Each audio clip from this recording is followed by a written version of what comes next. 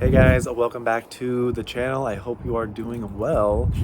Today we're actually going to be talking about different brokerages.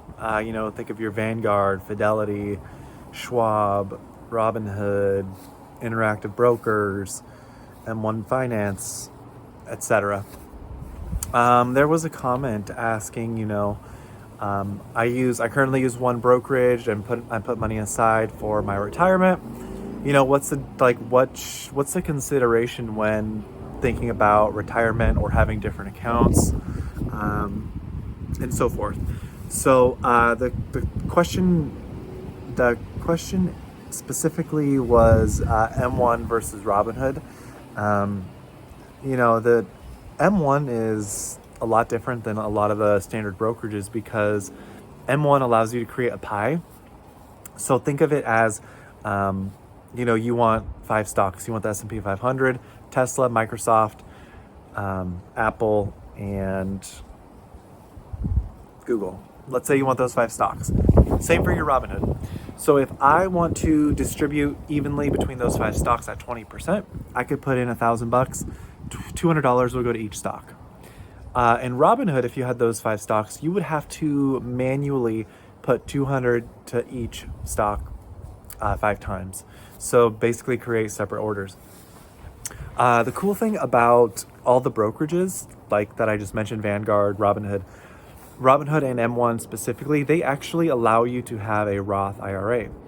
So in Robinhood, they actually match your Roth IRA to 1% every year, I believe. So that I think is an awesome bonus because I can't think of any other brokerages currently that match a Roth IRA, which is crazy.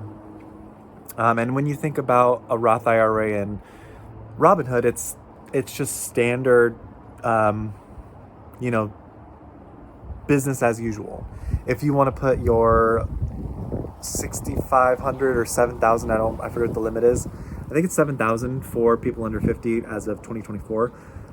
Put the 7,000 in the S&P 500. It's just typing it in once, VOO or SPD, whatever S&P 500 product you like, and then just buying it.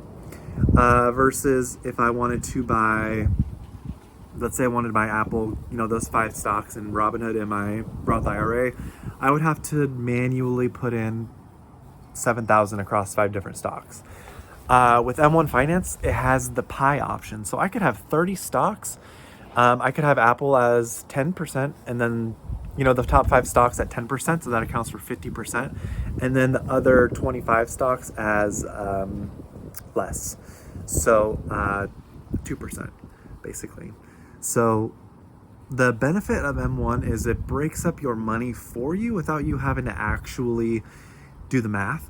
Unless you specifically want to, because in M1 you can also contribute individually to specific stocks. But currently, right now, as of today, I don't have a Roth IRA in M1, and I'm not going to I want to transfer all of my stuff to M1, but I'm not going to because they have some weird gatekeeping safety measure that they actually do not allow certain stocks into their pool of options. So for example, I can't find ticker symbol KRT in M1, and I've requested it twice. Why would I want to move my retirement, which is currently with Vanguard, into M1 and have less stocks? And M1 has garbage companies. They've had Nikola, Peloton. Why would they allow you to invest in companies that aren't profitable, but they won't allow profitable companies in? So the measures that M1 currently has is horrible, and I don't use them for specific long-term speculative plays. I'll use my other accounts for that. M1 for me is generally just a large to mid cap value with some small caps to just hold long term. So if I do have a stock that I want to add in there and they don't have it, I'll request it. But what they currently have sucks. They need to get rid of that department that looks at those stocks and just open up the stock market, like allow those stocks in the stock market. So that's one disadvantage of M1 Finance. Another disadvantage of M1 Finance is you can only trade it twice. So you can only buy at 6 a.m. or 12 p.m., which are the most volatile times of the market. So you're not getting the best price when the stock market opens or at noon, because you hit power hour at 12. So you're not getting the best price, in my opinion. Versus if I go on Robinhood, I could buy the S&P 500 at like 10 p.m. after, or 10 a.m. I'm sorry, 10 a.m. after, you know, all the buzz and the volume activity has gone down and it's not as volatile. So I'll get a better price then than I would at the market open when everyone's buying or selling, and the 12 p.m. the power hour. So when people get back from lunch. So there are disadvantages with M1, but I do like their pie option. And then Robinhood, I just feel like it fits in with the Vanguards and the other ones because it's business as usual, manually entering your orders. So that's kind of like my response to that. If you currently just have one account, like a Robinhood, or if you just have one brokerage, I would ask you to ask yourself, do you want one brokerage to have like your your funds to trade and swing whenever you like? And would you also want your retirement account in that same company? Or would you want one brokerage for one purpose? Myself, I have different brokerages for different purposes. I have my Robinhood account that I just do with you guys at $25 a week. A lot of weeks I don't really invest. I wait to save up money and then buy something. So that's like my swing trading challenge account. Then I have my M1 Finance, which is my long-term retirement dividend account. Right now it's focused on high growth. And then I have my interactive brokers, which is my more speculative long-term play, NYPS. And then I have Vanguard, which is my Roth IRA. And Fidelity, I have another Roth. And then I have Empower for another Roth. So yeah, I like the different brokerages for different accounts, just because it helps me keep it clear and separated. And they all allow different things. Again, M1 is the pie long term.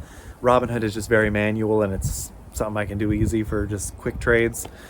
Again, my Roth is with Vanguard, like all those other big ones. And then interactive brokers, I like them for the ease of access for margin and the different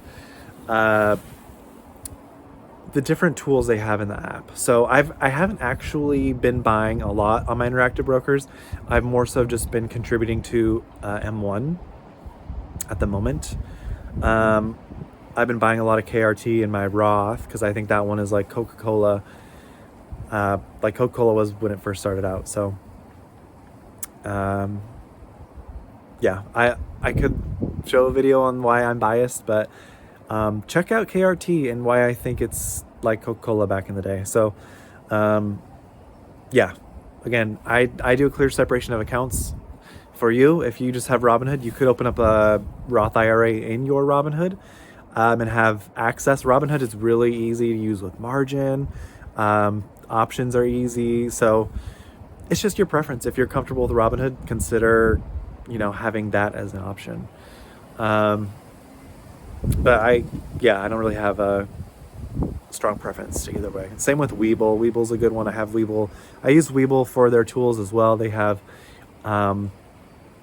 their order flow. You can see the order flow there, which is kind of cool, and accumulation or distribution of shares, which is pretty cool too. So again, it all just depends on your preference. But that's all I got. If you guys made it this far, please consider hitting a like button, consider subscribing, leave a comment, hit the thumbs down, do what you gotta do. Take care. I'll talk to you soon. Bye.